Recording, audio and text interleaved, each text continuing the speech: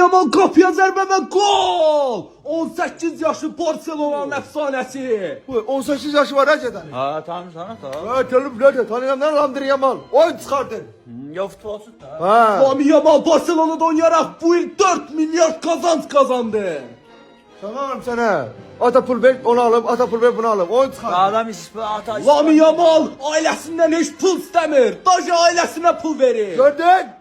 Vardı da çünkü adam. Bak çıkırmayın ben üstüme. Lamine Yamal hələ hər səhər çıxanda zibilləri atır evdən. Ay maşallah. Ay Lamine Yamal. Eşk olsun Lamine Yamal'a.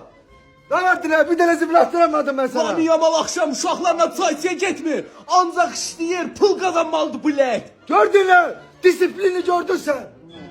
Ha? 18 yaşı var. Oğlum sen Lamine Yamal. Və bəli dostlar, növbəti xəbərlərə keçirik. Deməli, Microsoft'un milyarderi 54 yaşlı Bill Gates oğluna Bugatti aldı. Çıkmış geç açma abi. 54 yaşı var. Ha gördün Lamine Yamal'ı. Lamine Yamal! Gördün.